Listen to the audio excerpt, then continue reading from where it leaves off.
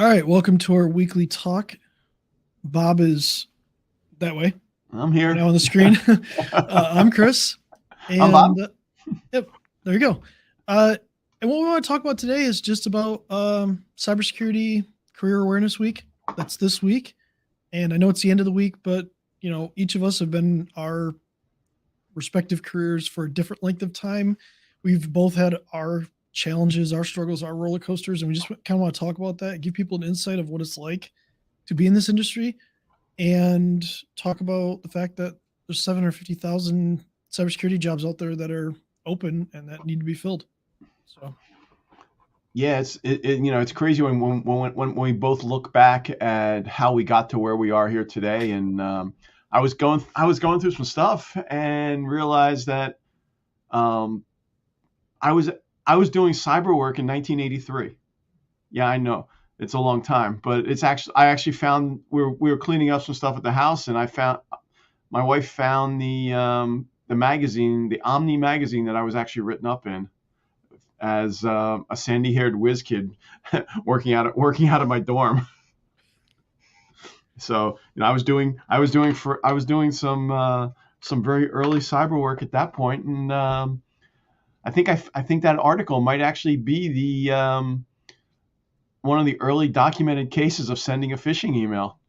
So I actually had a challenge, and I broke into a system using a phishing email. good thing the statute of limitations is expired on that. No, this was actually this was a sanctioned attack. Oh, it was it was a challenge that I was given, and I don't think the law went into effect anyway until '86. You're good. oh, okay. The first iteration of the Computer Fraud and Abuse Act or whatever. Yeah, I think it no, was. I think it was like I said, '86. Yeah. this was work when I was an undergrad student at NJIT, and things went great from there. So we've been dealing with cyber incidences seems like forever. Yeah. Um, Me, not as long, not that long. In '83, I was not very old, so we'll put that way. I could walk, I could run around, so there's that going for it. But I didn't really get my start in my career until around '99, um, and that was mostly help desk. So as far as cyber, I really didn't get into doing any kind of real cybersecurity until probably about 2004.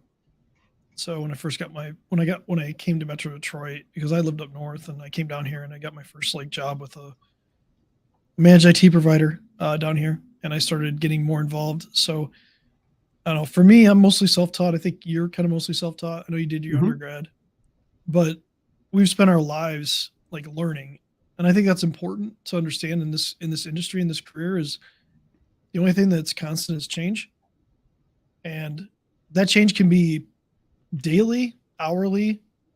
Um, we look at each year. Just look at the last couple of years, like how much has changed. And you Well, talk about 1983. Look what the difference between 1983 and even like to 1990 or 2000. Remember, 2000 was crazy. right. Like Y2K stuff.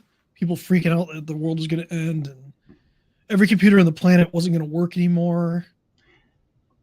Yeah, well, and back in the 83, 84 timeframe, we weren't worried about internet attacks. We were worried about these people war dialing and finding open modems and logging in that way. So, it's such a Yeah, crazy thing. And you bring up a great point that to get to where we are today, it really is constant learning. yeah. And, you know, Chris and I both, we both go to a lot of conferences. We attend a lot of training to stay current and know what's going on. Like, you know, the latest book I'm working on right now is Damage Control. Talking about cyber attacks for pick an industry. I have that book too, but it's way over there. So I have to Okay. get it. Um, but I just think that's the most important thing. If you're breaking in this industry, if you're trying to break into IT, even if it's your first career, if it's your second career, your third career, wherever you're at, if you don't love to learn, I don't think you're going to be successful.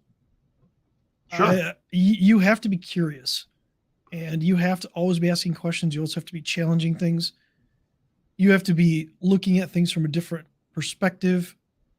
Like I see a lot of people that have been burned out in IT by the time they got into their late 30s, early 40s because they were driven down so much by bigger companies. So yes, and then yeah, Chris, the fact that people aren't learning, I'm seeing this at a couple clients where they've got application developers on staff that knew how to write ASP code. For anyone that's asking, ASP code was an old Microsoft initial deployment of creating web apps, Yeah. and these guys have been doing this for 30 years at this point, and that's what's running their business still. And those sites are rather insecure by today's standards. Well, not just that. I mean, like, I don't know. We see, especially in automotive, we see a lot of older code. Like you're talking about like COBOL. Like you go back to like COBOL days and stuff like that. It's not used for anything new, but these people that are out there that have those skill sets that can still work on it, if they've never developed beyond that, when that goes away, so does their career. And I think the beautiful thing about IT and cybersecurity is if you don't like something, you can probably always find something else that you'll enjoy and that you can prosper in. Because the Absolutely. field itself is so wide.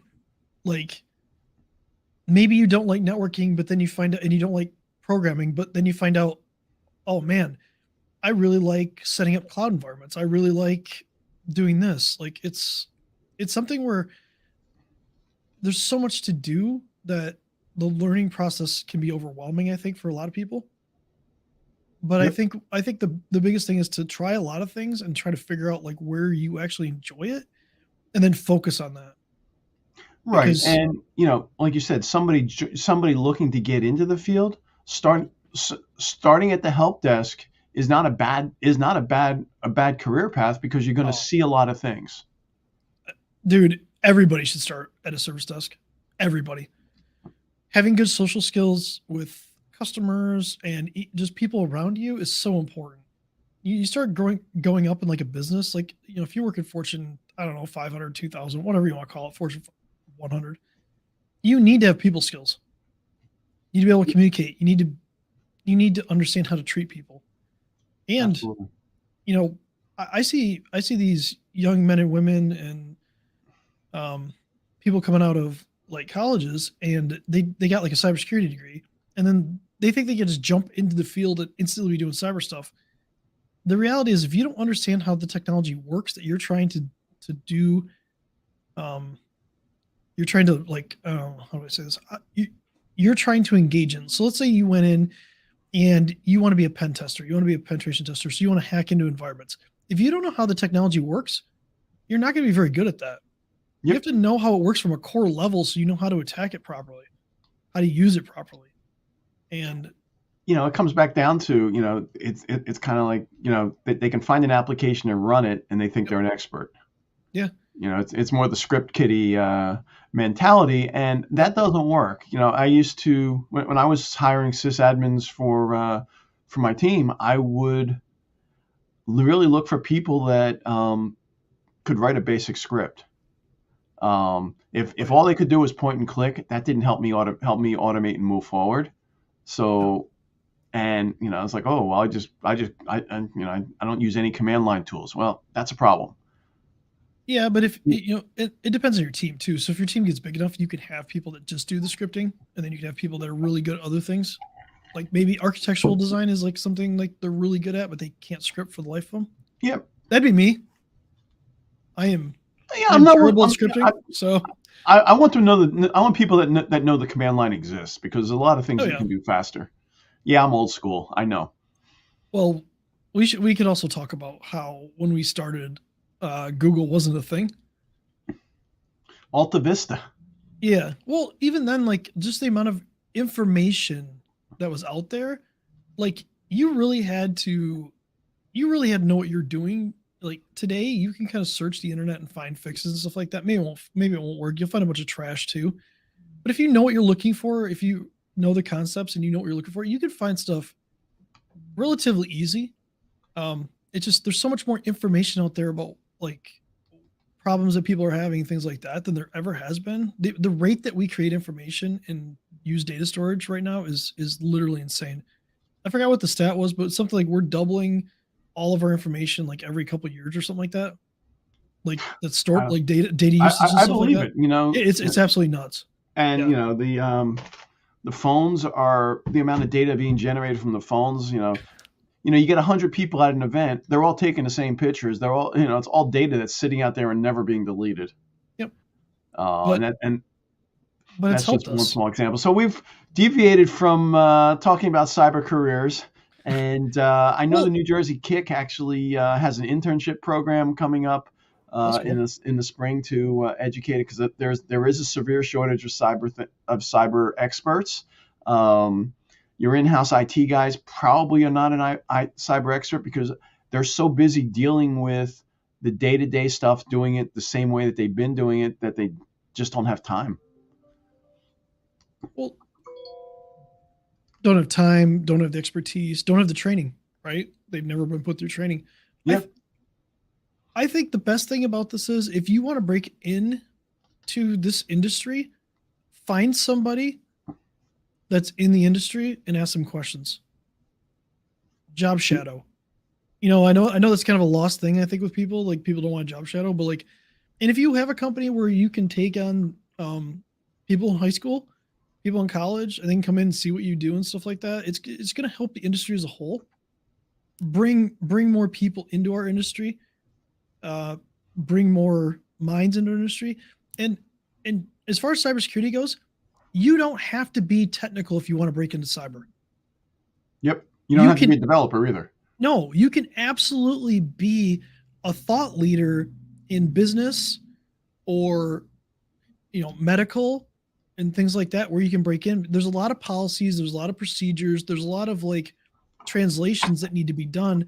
I'll give you an example. I was listening to a podcast, and there was this nurse, and she shifted from being a nurse to cybersecurity because she really wanted to. She found it interesting. Her best attribute was her ability to take the language from cyber and apply it to medicine and talk to providers, talk to people in that industry and put it in their language so they understood. And the biggest one was, if you make this decision, you could be affecting patient safety. And Right. to a provider and things like that, patient safety is the ultimate thing. So you don't have to be technical. You can absolutely get into this industry and not be technical. And I just want to make sure that we understand that there are technical aspects to it, but there's a lot of administrative aspects that you might love to do between auditing and procedures and policies that really could just bring you forward. So, well, I think we got to get on with our day, and yeah, you take an intern, wouldn't you? I've hired interns before. I've never taken it. We've never taken interns. Okay. And now with the current work environment, I'm not sure how we would. I know you have. Yeah, I'll leave with this. We've taken a couple interns on. I've cultivated two of them. One no longer is here. One here works for me with most of my cyber stuff. You got to start small. You have to have the business kind of like to where you can give them only certain things they've asked. They need access to. So role-based access is important. That's what we've done. So we can limit like what they have access to. So we don't give them like full admin creds to every client. Like, that'd be crazy. Right. That's crazy stuff. So we don't do that. But yeah, I love the local college for that. I think community colleges are really where it's at for a lot of people to start off. So I'll leave it at that. If anyone's still listening and you're looking to get into a career in cybersecurity, comment below. Let's have a discussion and figure out how we can get you moving in the right direction. Yeah, reach out to us. I love mentoring, so I'd absolutely be open to that. That's all I got this week. All right, sounds good. Catch you next week. Maybe we'll talk about the latest cleanup that I've been doing. I've been going through my stuff. I found a few USB drives floating around. Do me a favor, before next week, calculate how much storage is on that could possibly be on all of those. There's a lot of data. Have a good day, guys. I want to know. All right. See you next week.